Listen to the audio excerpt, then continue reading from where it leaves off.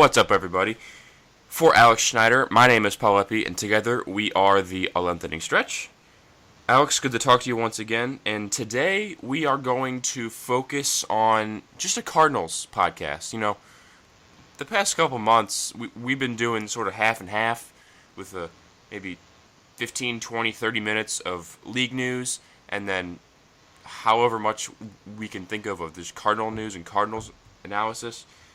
But today we wanted to put out a Cardinal-centric podcast because we have not done it since really the end of the season. So we think it is good to give an update of where things stand for the team, where we think the team will be on opening day, and beyond, really. So Alex, I'm going to have you sort of lead this discussion since it was your idea to do this.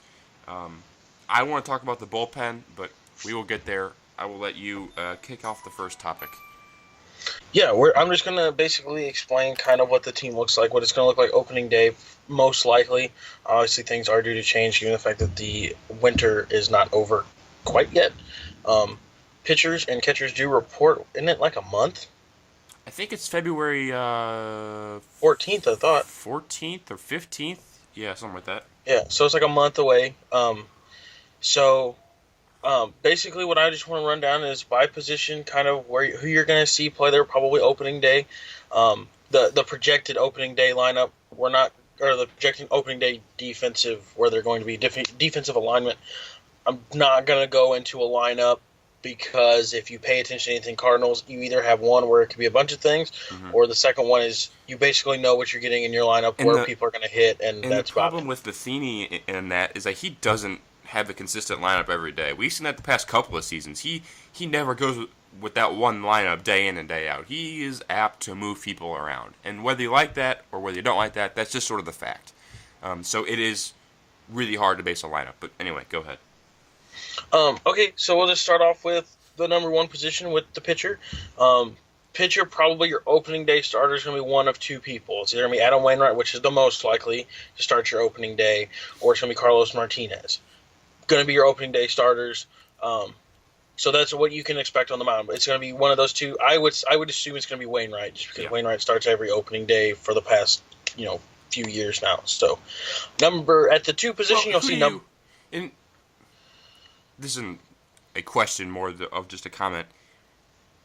I wouldn't be surprised to see Martinez start the opening day just because injuries happen in spring training. Hardly ever do teams go through spring training without having some sort of injuries, whether it's short-term or long-term, whatever. Injuries happen. We all know that. So, and it's really rare for a team to go a full month and not have one. So, just a caution that this opening day lineup, or defensive lineup, is sort of our best educated guess. Yeah, this is kind of what we're going by, kind of what past years have shown us going into the winter. Like I said, we'll probably discuss this more at length when, maybe like the podcast right before the season starts, exactly who's going to do what. Okay, so at the number two position, the catcher, you're going to see number 4, Yadier Molina, hands down, no question. He's just going to be there. At first base, you're going to see Matt Carpenter opening day, I would assume. Unless Johnny Peralta gets hurt, something like that, you're going to see Matt Carpenter at first. With some Matt Adams, probably during this year, is going to get some playing time too, and I hope he gets a lot of playing time. I think Matt Adams he's slimmed down. I haven't seen how much, but apparently he's slimmed down. So he's hopefully going to be a little bit stronger, a little bit more healthier. So you'll see kind of a mix of those two, maybe with a Jed Jerko sliding in there every now and then or something like that. At the second base position, which is the most controversial position that they have on the field right now, it looks like Colton Wong is going to be your opening day starter at second base and hopefully going to be your starter for the whole year. They have been telling us all winter. They told us when the winter officially started with him that Colton Wong was going to be their second baseman moving forward. They're going to give him a chance to play, not sit him down after a couple bad games. Thank you, Mike Matheny, for that. This is sort of a move forced by John Mozeliak, because I think if Matheny had his way, he'd be starting Jed Jerko every day at second base. Personally. Yeah, but you win more games when you have a more solid defense behind you, and Colton Wong is that solid defense behind you. Correct. And again, you might see some Jed Jerko slide in there too. Jed Jerko is going to play probably all the positions on the infield. Just a heads up to everybody. He's slated right now as to be the backup third baseman if Johnny Peralta gets traded or if Johnny Peralta is not performing. Um, so moving on to third base, just because that's the number 5 position on the field, is Johnny Peralta at third base starting opening day unless he's hurt, obviously. All of these positions, like we said before, is if someone does not get hurt out of your starting alignment that you have going in. So Johnny Peralta is going to be your starter at third base on opening day. I think that does change later on the season because I truly believe either the Cardinals are going to go out and trade for a first baseman or they're going to have Matt Adams start and Matt Carpenter's going to slide back over to third because Johnny Peralta is going to get hurt. He's not going to perform or he's going to get traded. That's just my personal opinion with, again, Ed Jerko backing him up primarily with also him backing up everybody else with Greg Garcia. So that's your infield basically with the pitcher and catcher. So I have a quick moving question on. for you. Yeah. Say Jed Jerko has just an on fire spring training. He's just killing it. What do you do with him? Because based on last season, I just find it really hard how you can keep him on the bench. His defense is average, and you're looking to improve defense. I get that. But if he's going to hit 25 home runs, come on now. You got to put him somewhere. Really what I would look at is what Johnny Peralta's production is in spring training. Okay. Because if Johnny Peralta's production in spring training is almost as equal hitting-wise to Jed Jerko, Johnny Peralta starts for me because his defense is better. Mm-hmm. So that would be mine. If Jed Jerko is completely outperforming Johnny Peralta, hands down, no questions asked, I honestly feel like Jed Jerko is starting at third base for you when the season opens, and Johnny Peralta gets traded. What if so you're excuse me. So you're saying to keep Wong at second, and Jed Jerko's most likely position he will play will be third base. Yeah, I don't. Okay. I truly believe that Colton Wong is going to be your second baseman I think the he whole will be year. too, but I don't know how much you can bank on that. If they really are going to stand by what they mean and they're trying to make the fans happy Of course. by doing it, Colton Wong's going to start every game at second base for them. That's just how it's going to have to be. He's the best. He's probably their best defender on the whole team. What if Jed Jerko outperforms Colton Wong then? I still don't. I don't. I'm looking at hitting. I'm looking at. He won't. Yeah. I'm looking. When I say outperform, I say outperform in hitting. Right. He's not going to outperform Colton Wong defensively, Right. so that's not even a question. If he outperforms Colton Wong hitting, he's expected to. He's had more consistent seasons hitting. Colton Wong now is trying to figure things out again because now his whole persona has changed. I just worry that if Wong doesn't figure it out within the first couple months of the season, we're going to see Jerko playing second again. That's what I'm fearful of. Because I want Wong to do well, and I agree with you. He is the best defender on the team. But if we see last year Colton Wong for just a longer period of time because he's playing every day, then what's the point? You can't teach a player to get out of a slump if he's never able to even try to get out of the slump. That's true. Colton Wong's whole last season was a slump because he would hit and then wouldn't play for a week. Hard to break out of a slump like that. Mm-hmm. Colton Wong's just going to have to go like every other player does. Why does every other player get a pass but Colton Wong? How many years did Yadier Molina go without actually hitting, and he was the starter every single year? Let's look at it that way. You need defense especially behind a pitcher like Mike Leake, who throws and it gets ground balls.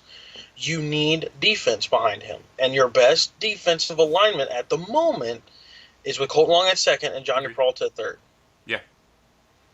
I don't think that you can't. I don't think that there's any way that I don't care what Jed Jerko does compared to Colton Wong. I don't think that there's any way you start Jed Jerko opening day as your second baseman. I don't think it's going to happen. I don't think you do either, but man, he had a really good season last year, and I hopped on his bandwagon, and I did too. And I hope it's really hard to keep him out of the lineup. Yeah. But the way that I hopped on his bandwagon last year wasn't a thing of he needs to play at second base. No, you had Brandon Moss hogging up room at first base that could have been sat down. especially when he went on that month of not hitting. Right. The whole And month, like and, and, literally and the that whole was in month. September too. I mean, that was the Exactly. most important month of the season, and he just went to sleep. Exactly. So Jed Jerko probably should have played a little bit of first base, and Mike Carpenter should have played some third. And I think that should have been your lineup moving forward. Um, and let Johnny Peralta get some spot starts in there. I don't think that Johnny Peralta should have been thrown straight into a starting role when he got back. Hmm. Um, that's just my opinion, but that's last year. We can't really change that now. But I don't let to your question for my final answers. I don't care what he does with the bat with the glove. I don't think he gets put in there instead of Colton Long. I don't think there's any Okay. chance with that. Okay. Your shortstop's going to be Ledmus Diaz, obviously, with Jed Jerko and Greg Garcia backing him up. Greg Garcia, in my mind, has been probably the best backup infielder that I've seen on a Yeah. Cardinal team in a very, very long time. Yeah. Keep him around. Um, People were saying he's a Daniel Descalso 2.0, and I think to what they're trying to say is yes, but I think Daniel Descalso played a little different than Greg Garcia did. Daniel Descalso got up into the majors with his glove, not his bat, with his glove.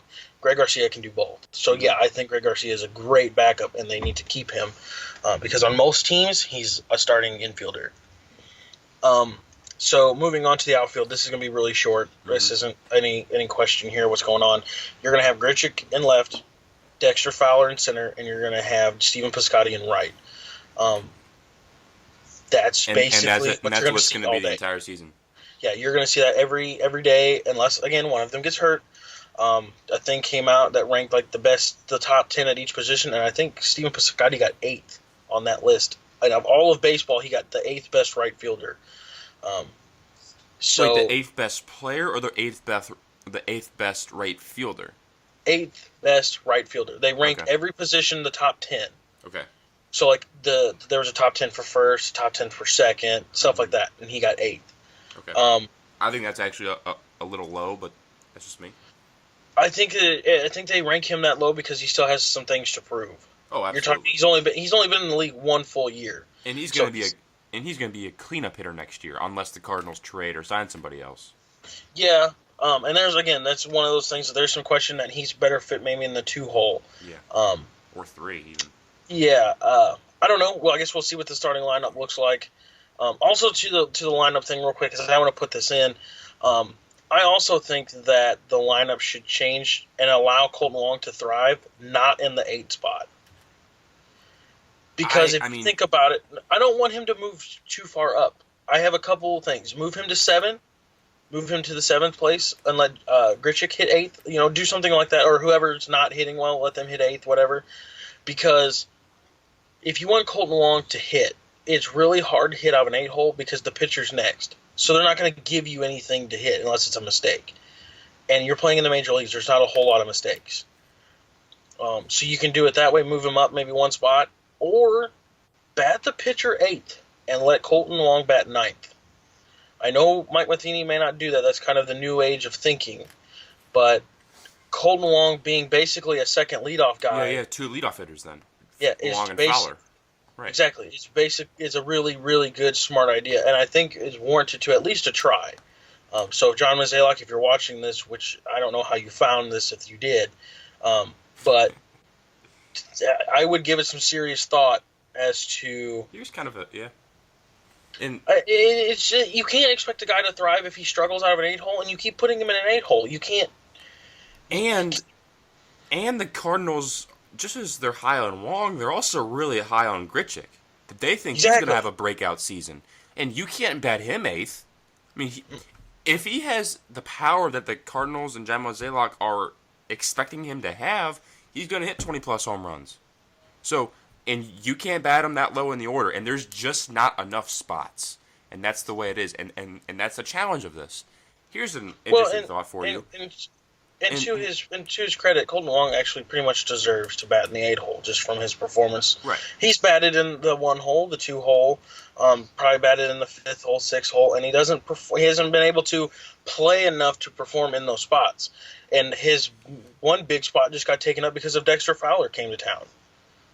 And that's a huge part. Dexter Fowler comes to town and takes a hole away. I think we would both agree that we would much rather have Dexter Fowler batting leadoff than we would Colton Long. Yeah. Right. Hands down. I'm a Colton Long fanboy, hands down. My favorite player. I jump every time I go to a Cardinal game. I jump every time he's in the lineup. He's my favorite player. But I totally agree with you. Colton Wong is definitely not anywhere close near the leadoff hitter as Dexter Fowler is, hands down. I completely agree. This is kind of funny. So on days Mike Leake is pitching, he's a really good athlete and he can hit. If you need a pinch hitter, Mike Leake is a serious possibility. I mean, he is that good of a hitting pitcher and an athlete. Why not bat him eighth? Why On days not that he's bat Adam pitching? Wainwright eighth? We've Yeah, seen Adam Wainwright hit too. real good. Right. Why not hit Adam Wainwright and Mike Leake eighth? And you've actually seen Carlos Martinez hit really well too. Mm-hmm. So you're talking at most, or at least two guys that hit very well that have proven it over a long period of time. And So Carlos 2 out of Martinez, 5 days you have the pitcher batting eighth. That's fine with me. and you could possibly have a third one depending on how Carlos Martinez is doing, because Carlos Martinez can hit. But if you have Lance Lynn hitting No. or Alex Reyes, I don't remember Alex Reyes ever hitting. I don't think it was that good. Lance Lynn, with all due respect, buddy, you are not an athlete. Lance, He's not athletic, if you know what I mean. He's an athlete. It's just he focuses a lot more on his pitching than he does on his hitting, Which as you should do. Right. Yeah, but you play in the National League for now. You need to practice on some hitting a little bit, not just trying to drop bunts. You need to practice hitting, I think. So, not a knock on Lance Lynn. I actually like Lance Lynn. He gives you solid innings every single start. So, speaking of, since we're in the pitching department anyway, let's look at the pitching rotation. And with this talk towards the end of it, we're going to get into the bullpen, and I'll let Paul lead that discussion because he's got some thoughts. And I have one big one because I'm going to leave somebody out of my pitching rotation that people thought was going to be Wainwright 2.0. And I know who you're talking about, and I don't know what he's going to do in the bullpen. So, go ahead with the pitching rotation. Your pitching rotation, your ace, just not by performance, but just by seniority, is going to be Adam Wainwright. Clearly, Carlos Martinez has better stuff and is an all-around better pitcher at the moment. Adam Wainwright's had some injuries, which has stopped him, but I think this year's going to be a huge bounce-back year for him. So he's your ace, obviously, moving forward into the season. Carlos Martinez is a close two, right behind him. You basically have ace 1A and ace 1B, basically, is what you have. So that's your number one and number two. Number three, in my mind, is going to be Mike Leake. Really? Okay. Yeah, I think Mike Leake's your three. One, because when you look at a postseason standpoint, if you get there, you usually only pitch three pitchers. You don't ever usually pitch your whole five staff. You might pitch four. But Mike Leake is my number three. Number four is Alex Reyes. I think Alex Reyes, that way he can get some innings, not a whole lot. I mean, he's going to get a bunch, but they're going to regulate him. But again, you can regulate him enough in the four spot to where he can probably pitch for you in the postseason and a starting role if you need him to. But I think your top three are usually the top three you go into the postseason with, and you can't really depend on, or you can't really, I guess depend is the best word, depend on a pitcher who you're going to regulate his innings, pitch in the postseason for you out of a starting role. That's kind of what I've gathered is when you say, oh, we're monitoring his innings, he very rarely goes into a postseason starting. It's usually a bullpen or something like that. And then number five for me is Lance Lynn. Coming off Tommy John surgery, I feel like he's going to have the rest and he's going to get it. Out of the five hole, he's not going to have a whole lot of stressful games. So I think Lance Lynn is my number five. I disagree. I'm going Wainwright 1, Martinez 2, Lance Lynn 3, because he's going to be a free agent next year, and this is a contract season for him. And the Cardinals aren't going to put any giant limitations on him, assuming he's healthy. He's going to throw 200 innings, I think. And he's been able to show that he can handle a steady and a sizable workload in the past, and I don't see that changing this year. I don't think you need to regulate his innings, barring his health. I think he's as good of a number three in Major League Baseball as there is. I put Mike Leake fourth and Alex Reyes fifth because Alex Reyes is sort of the opposite of Lance Lynn. You do need to monitor his innings because he's going to be on this. He's going to be on the Major League roster the entire season probably. He's not going to be going down to AAA Memphis. He'll be on the roster, so just watch his innings. Make sure he doesn't throw 215 innings. Keep him around that maybe 175 to 190 mark. And if you need him in the postseason, well, that's a pretty good weapon to have. So I want Exactly. to get your reaction to Lance Lynn and me having him in the third spot because I think he's as good of a three guy as there is in the league. Yeah, I completely agree because he's been the third pitcher in a rotation for the past couple of years, since the surgency of basically Carlos Martinez. The problem that I have is, you're talking about how you want to win a lot of games. Lance Lynn usually has one big inning that messes that up. But he throws 6 or 7 innings He every do, time he goes out there. yeah, he does. He eats innings. Oh, your inning eater guy is your 5 hole pitcher I because disagree. because to me he's your five pitcher. Do you really want the first series of the season you're throwing just an innings guy in the third game, or do you want Well, I don't to think Lance? he's just an innings guy. But what does he do well? He doesn't get ground balls. He actually is a pop fly pitcher. And he's been doing all right with that. He in 2014, 2.74 ERA, 2015, 3.03 ERA. I mean that's more than just an innings eater. Yeah, And but he threw 200 innings. I think if you're stressing defense and you're wanting to put out the best defense that you possibly can, that's why they signed Dexter Fowler. That's why Randall Grichuk is now in your left field because he's an above average left fielder. Mike Leake is a better 3 hole pitcher statistically at the moment because he's going to get ground balls, which means that if your defense on the infield is as good as what you're predicting it should be, I think he wins more games this year than what Lance Lynn does. I think with an That's improved that's defense, everybody's going to win. Yeah, Mike Leake is going but to see the the most pop improvement fly because of the improved defense, but Lance Lynn has continually shown that pop flies don't matter as much well, it does if because you have a he big inning. his And his record in his ERA definitely shows that he's a good pitcher. And this is why, because he makes all of his starts. He very rarely misses a start. So when he goes out, he may have one big inning, a couple games, but he goes out and he can throw 9 shutout.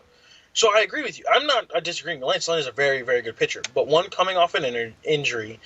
Two, with you stressing infield defense, you want to win as many games statistically at the moment as you possibly can, which I think to me is Mike Leake starting the opening series in the 3 spot to give you those ground ball outs to maybe pitch 8 innings or so. That's my biggest thing between Mike Leake and Lance Lynn. Lance Lynn is a pop fly pitcher, can go 7 or 8. Mike Leake, ground ball pitcher, can go 7, 8, 9.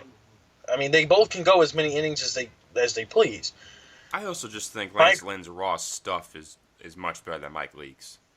no, I think so. he throws harder.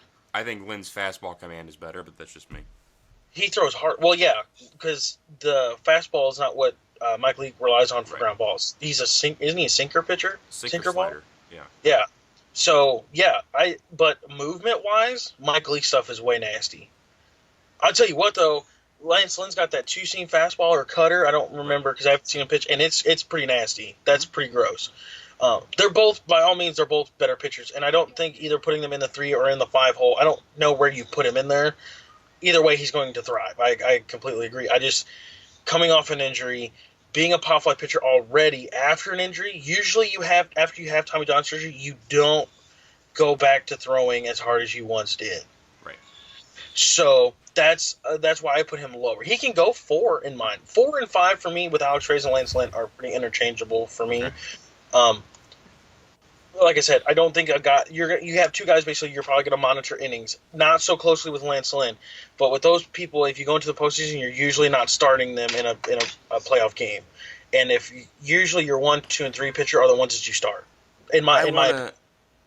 I want to sort of transition here for a second to a guy we didn't name, and this is going to go to both the rotation and the bullpen issue, is Michael Wacha.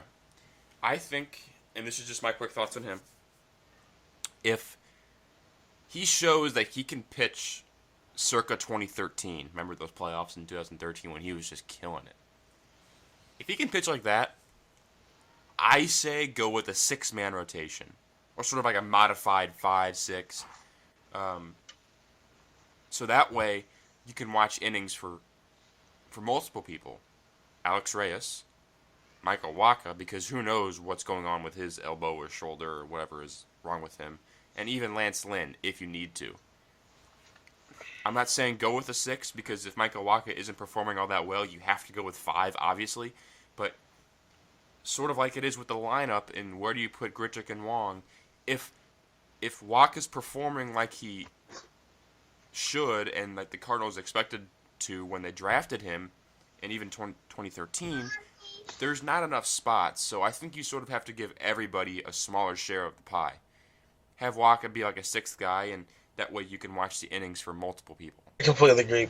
The bullpen right now is kind of in shambles as to exactly what they're doing. They, for some odd reason, let Seth Maness walk right out of the building, which I think is ridiculous. Had Tommy John. Yeah, but they let him walk. You're talking your most consistent relief pitcher you've had in the past couple of years. No, I don't. You I let think him. still have him. Nope, free agent. Since Didn't when? sign him since all season. No, I think no. Google Seth Maness, and it says Okay. he's a major league free agent. Holy shit, you're right. Wow, okay, I did not know that. Yeah, so they let their most consistent relief pitcher walk right out of the building, which is ridiculous. And you're going to keep a guy like, Trevor Rosenthal. Obviously you keep him because of what he is, but you feel more confidence with throwing him rather than Seth Maness, who is your ground ball double play machine when you need one.